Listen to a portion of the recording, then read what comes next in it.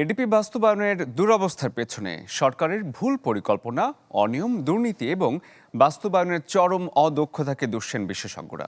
তাদের মতে পর্যাপ্ত যাচাই বাছাই না করেই প্রকল্প গ্রহণ করায় কুফল ভোগ করছে অর্থনীতি।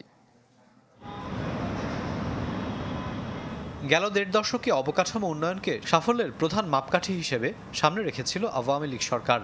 কিন্তু ভুল পরিকল্পনা, প্রয়োজনের অতিরিক্ত ব্যয় আর রাজনৈতিক বিচারে প্রকল্প গ্রহণের বিপরীতে সমান্তালে উন্নতি হয়নি বাস্তবায়ন দক্ষতার, যা আরও একবার পরিষ্কার হলো সবশেষ 2023-24 অর্থবছরের এডিপিতে।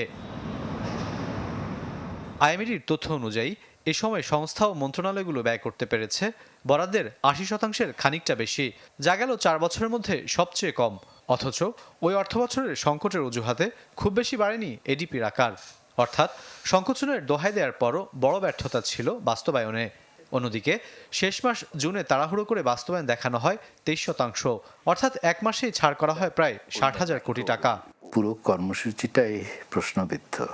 যেখানে যে প্রকল্পগুলি আছে সেগুলো জাতীয় স্বার্থে কতটুকু বা দলীয় স্বার্থ বা গোষ্ঠী স্বার্থ কতটুকু, সেখানে বাস্তবায়নের হারটা কম হওয়াটা আমার কাছে খুব একটা বড় বিষয় বলে মনে হয় না। দেশে অর্থনীতির যে সংকট, সেই সংকটটা কিন্তু সবচেয়ে বেশি আমরা অনুভূত হতে দেখলাম বিগত অর্থ বছরে। যেহেতু রাজস্ব সংগ্রহ কম ছিল, এই কারণে সরকার অনেকটা বাধ্য হয়েই কিন্তু আসলে এই এডিপির কম বাস্তবায়ন করেছে।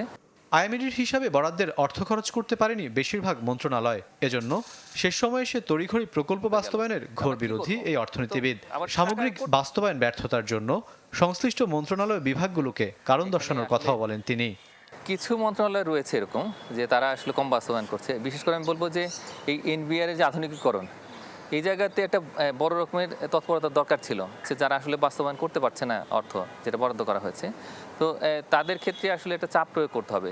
আর্থিক টানাপোড়েন আছে, কাজে সেখানে আমাদের প্রায়োরিটিগুলো রিভিজিট করতে হবে, মানে পুনরায় দেখতে হবে যে কোনগুলো কে অগ্রাধিকার আমরা দেব, কোনটাকে দেব না।